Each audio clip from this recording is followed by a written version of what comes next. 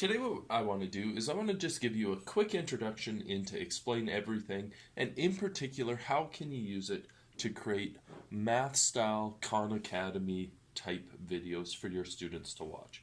So the first thing you're going to do is you can use Everything on your iPad. It's an iOS app as well as on your Android devices. Today I'm using an iPad Pro with an Apple Pencil and a keyboard attached to it.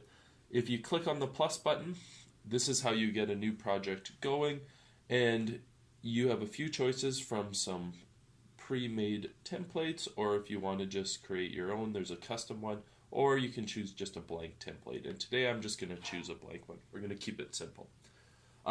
You can see on the side here we've got our different tools that we can end up using. The most basic tool is just the pencil, so you can actually write and draw in here, just like they would on a Khan Academy style video. I'm going to show you 3 different tools today. The first one I'm going to show you is actually with the A. So this is actually making a text box. So you can make your text box as big or small as you want. All of your font controls and colors are found here at the bottom. I'm just going to write a title for the math video we're going to create together today. So coordinate geometry. And you can see I might want to kind of stretch that out so it doesn't go into 2 separate lines. And you can see if I click away, I've made myself a nice title here. So some people would prefer to actually use the writing tool and actually write on it and make the title. I actually kind of like when I'm setting up and doing my planning before I start the video creation is actually just doing typing. I find it looks nicer and neater for me anyways.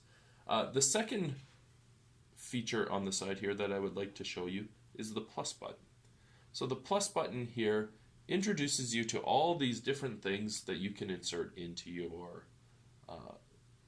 video, your Explain Everything video. So you can bring in pictures, you can bring in videos, you can bring in internet browsers, equations, and audio. And I think that from time to time I've found all of these different features quite useful. So right now we're in the picture world. I could actually click on the camera here and I could actually use my iPad to take a picture and bring it in here. Today what I'm going to do is I'm going to just show you that there's also images from the web that you can use. The nice thing about this is it actually uses a search and data bank that's all Creative Commons approved for us to use them in video, so we don't even have to worry about using images that aren't allowed. So I'm just going to type in graph paper. The nice thing is I've done this before, and I like this one type of grid paper that's found in here. Once I've picked my image, it appears automatically on there, and once I'm in the screen, I have the ability to pinch and make it bigger, move it around, and so I'm going to just move it around right to there.